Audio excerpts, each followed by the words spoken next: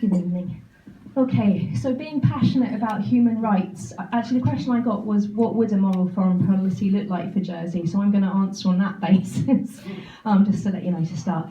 But I think as somebody very passionate about human rights and actually animal rights and just protecting our environment in general, it really pains me to say that I think it's actually impossible in this world to have a moral foreign policy because the structure of society as it is at the moment won't allow that to be the case. Having said that, it may well be worth having a conversation about that, how we change that in the future.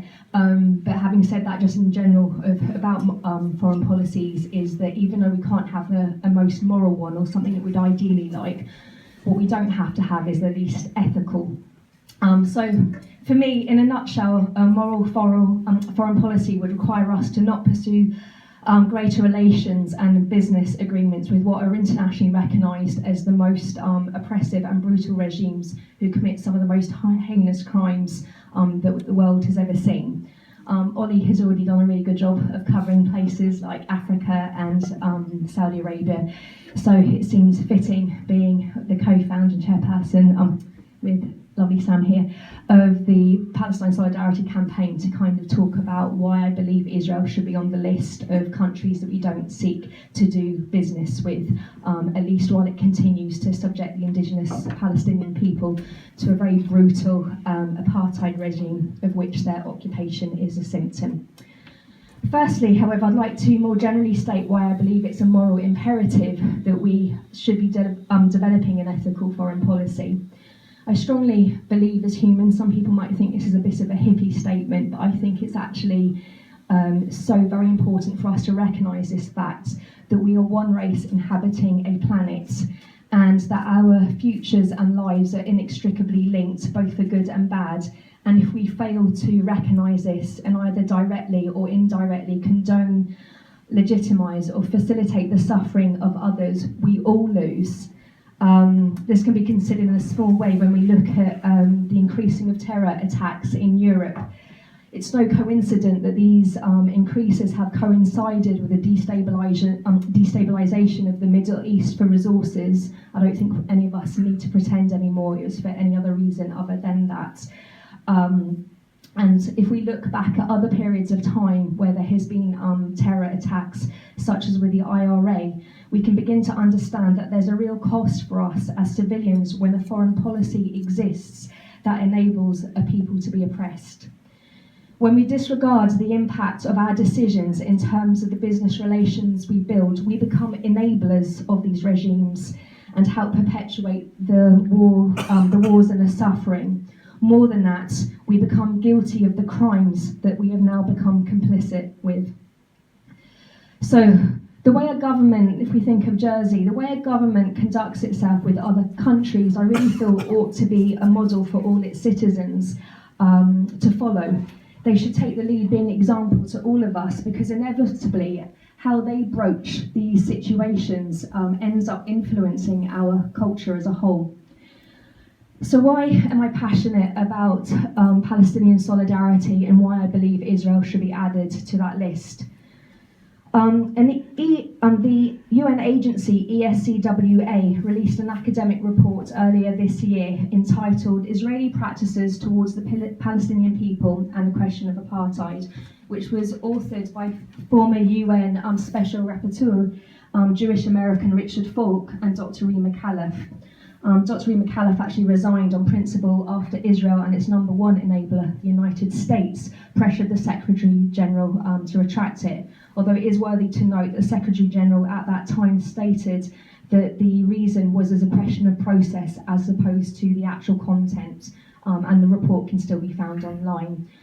The report contained a very clear evidence-based analysis of the situation in Palestine and confirmed that it met the definition for apartheid according to the 2002 Rome Statute of the International Criminal Court, which is defined as inhuman acts of a character similar to other crimes against humanity committed in the context of an institutionalized regime of a systematic oppression and domination by one racial group over any other racial group or groups, and committed with the intention of maintaining that regime.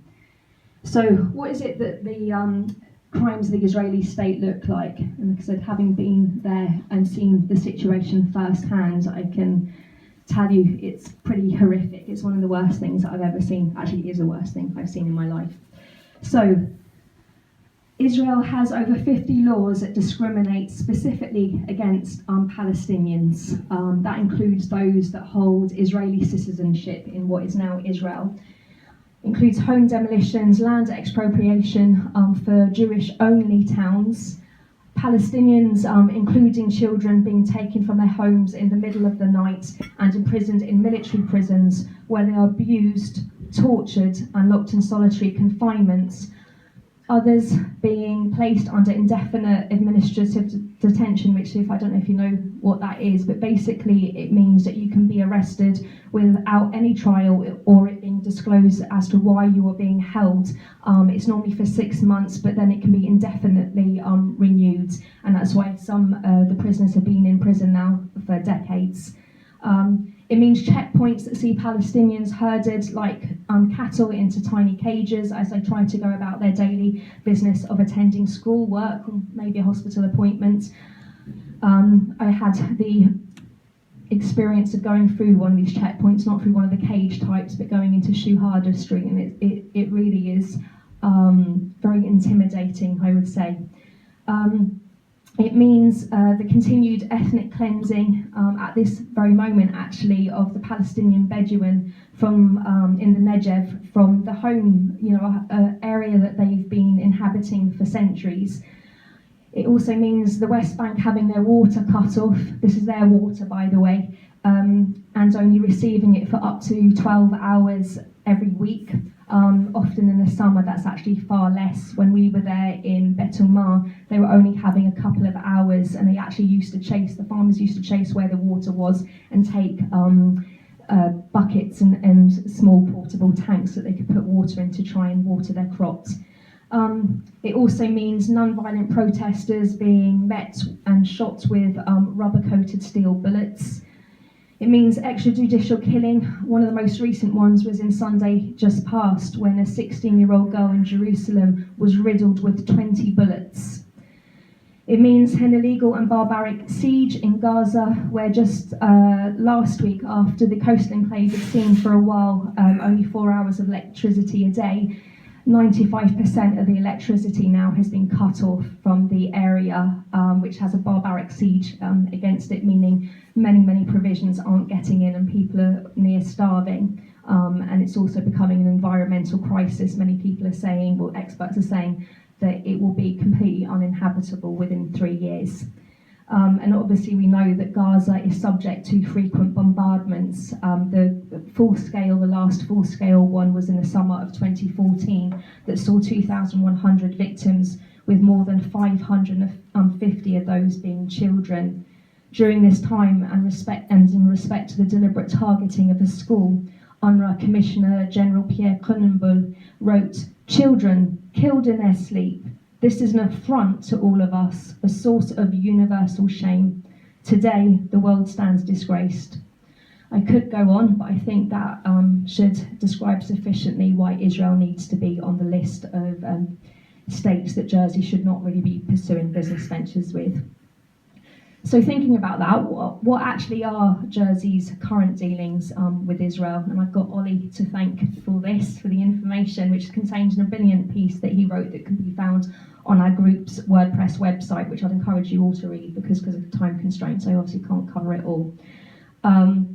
They include, though, the active promotion of touting for business by forming a strategic partnership with UK-Israel business for trade, industry and investment, and the encouragement of Jersey being a, quote, alternative option for basing their operation. Senator McLean stated in 2011, prior to his visit to Israel, that our aim is to make it clear that Jersey is very much open for business. Senator McLean additionally met the Deputy Mayor of Jerusalem, despite the fact that the annexation of Jerusalem is entirely illegal and is not recognised by any country in the world, although the US, unsurprisingly, at this stage is beginning to change its stance on this. It's interesting to know that actually Israel has a national holiday called Jerusalem Day each year that is celebrated amongst other ways. Young Israelis, including children, marching through East Jerusalem, shouting death to Arabs and calls for other ethnic cleansing of Palestinian, Muslim and Christians alike. Senator McClain has also met the right-wing minister of the Likud party, Naftali Bennett, a man who has proudly stated, "I have killed a lot of Arabs in my life and there is no problem with that," and additionally has stated unequivocally that he would never allow a Palestinian state. Senator McClain's comments after these inappropriate meetings: based on a closely aligned vision, a little concerning for us as residents, I'm delighted that Jersey intends to strengthen its relationship with Israel further this year. And Jersey in particular have led the way in partnering with Israeli companies. And in respect of his meeting with Naftali Bennett, being invited to meet Minister Bennett demonstrates the good progress we are making. The event gave us a rare opportunity to strengthen the ties between Jersey and Israel. We can learn much from Israel's approach to entrepreneurship, innovation, and supporting ambitious young people. In 2012, we saw representatives from Jersey's e-commerce and telecom sector visit with a JT spokesperson stating that Israel was a hotbed for high-tech innovators and developers of cutting-edge technology and services. Failing, of course, to acknowledge that most of this is used in the development of weapons and technology that's actually used to oppress and kill Palestinian people, which is then sold on to foreign arms dealers as battle-tested, which is sick in itself. Actually, if anybody's ever interested, there's a really good documentary called The Lab, which highlights how Palestinians are used as guinea pigs for advanced military technology.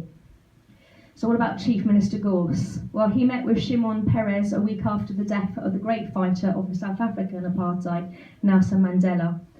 Peres, though dishonestly painted a man of peace, was a president who offered to sell nuclear weapons to the apartheid South Africa and who ordered the bombing and intentional massacre of the village of Kana in South Lebanon, which resulted in 102 civilian deaths. On the anniversary of the Nakba in 2015, for anybody who doesn't know what that is, it means catastrophe, and it was when the ethnic cleansing started in full force in Palestine in 1948. There was over 500 villages that were razed to the ground at that time. I think I got that right. Brown would know better than me. I just suddenly had a bit of a blank there.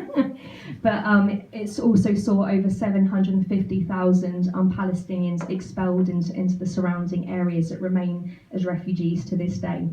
So on this anniversary date, they thought it was appropriate for Jersey's economic development ministers to meet with an Israeli minister who, after Operation Protective Edge, stated that it was business as usual and was quite proud to say that the conflict had very little impact on the Israeli economy following the bombardment of the Gaza Strip, which seemed a little bit disappointing.